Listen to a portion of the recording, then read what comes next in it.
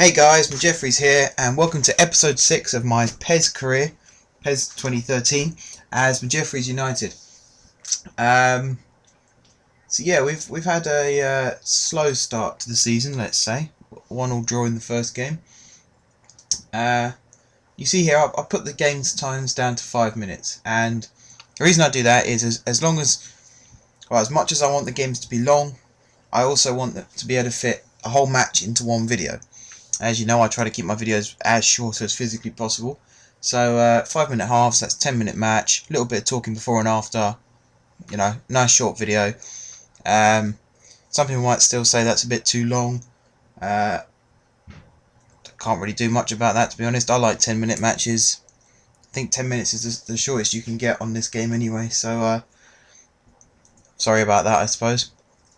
But yeah, we are playing our second match against Nitsalokis, I think that's how you pronounce it. And I put this game into coach mode.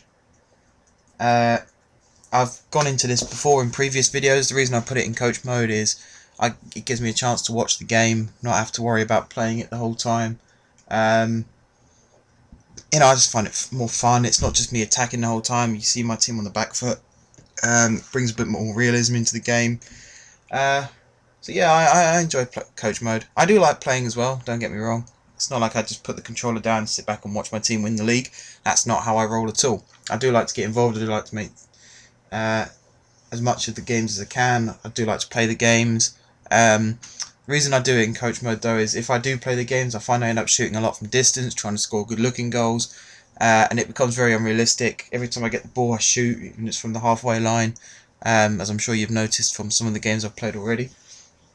I tend to focus the ball on just passing to Bobo and Delamond in this, whereas in coach mode it tends to spread the ball around amongst the team a bit more consistently. So yeah, you know, we'll just sit back and watch this match. I've still got my two powerful players, as I've said, in Delamond and Bobo. We've got new signing Albtig playing at right back. He's going to be crucial this season because it's very hard to get good right backs in D2. So just the fact that I know about him already, I've done career modes with him before and he becomes quite a good right back in the future. So to sign him this early on, for him to actually want to join, to get him tied down to a contract, I felt pretty good about that. So we get to see how he performs in his new team. We get to see how the actual team perform following the tactics that I've set. You know, it's good entertainment really. You see Bobo's drifted quite away inside already. Can't actually remember if he was meant to be starting out on the left or whether he was starting behind the striker. I'm sure Delamond was starting in behind the striker, so I would say Bobo's out of position there. There's Delamond. Maybe he was out on the left. I think we'll find out a bit more as the game goes on, who's playing where and what they're doing and stuff like that. Again, if anyone's been watching my FIFA videos, I'm finding it quite difficult at the moment to commentate on these matches because as much as there is things going on the screen, there's not that much I can say apart from sounding like Martin Tyler. So I tend to I try and talk about other things as the match is going on and then just comment on what's going on in the match as it happens, like the foul there from Osakowski, who is actually my permanent right back. He's my original right back, my long-term right back. Him and Albtig will sort of be alternating as the season goes on. I think I could see Albtig ousting him actually as my career goes on. You know, I don't know much about Osakowski. He was in the team as it started. I know a lot about Albtig, so I would say for now I think Albtig will be the first choice right back come the end of the season. But I could be proved wrong, of course. But as I was saying, I tend to talk about other things PES related or related to my team as the match goes on, unless there's something worth talking about on the screen. It gives you guys a chance to actually watch the match and see how I play and things like that, but also to not be bored. So, you know, we can have discussions about comparisons between this and FIFA and players that I know and don't know and, you know, such like things like that. One thing I've noticed from watching coach mode is my team, I know I've told them to play a bit wider, but the way they actually do it is completely different to the way I do it. I tend to do one pass out wide and then one pass back inside again, whereas here they tend to get the ball out wide and try and keep it out wide for as long as they possibly can, which is good in some ways, because I do like teams with width. I like to get the ball into the box and have shots on goal, headers, things like that. But then I also like to sort of cut through defences. So I pass the ball out wide and use that as a sort of distraction in some ways, so that someone can make a run through the middle and then I knock it back through to them and we end up having a shot on goal. So yeah, it's how you guys want to play, how the game wants to play itself. As you can see, they're trying to keep the ball out wide, and it can contradict what I play. As I've said, I like to play inside and outside. So it'll be interesting to see actually as the season goes on as well, if that tactic starts to get used a lot more in coach mode as well, because I don't know whether this is actually true or not, but I'd like it to be the case that coach mode picks up on how you actually play during the season, so that when you do flick it into coach mode, it tries to use some of your tactics as well as some of preset tactics. If that is the case, brilliant. If not, then that's something they could look to introduce in future versions of this game, like maybe PES 2014 or 2015. We're under the cosh a little bit actually at the moment. They've had a shot there which is deflected wide for a corner. That came from a corner. So they're starting to attack a bit more. This doesn't happen as much when I'm playing. It happens a lot more in coach mode.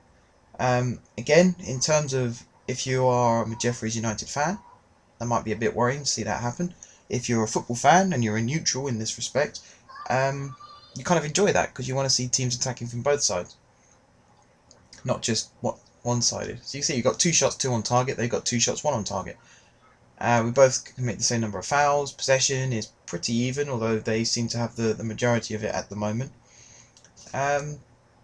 Pretty average, bland first half, really. Again, if I had the controller in my hand right now, we probably would be looking at maybe a 1-0, possibly a 2-0, more likely a 1-0.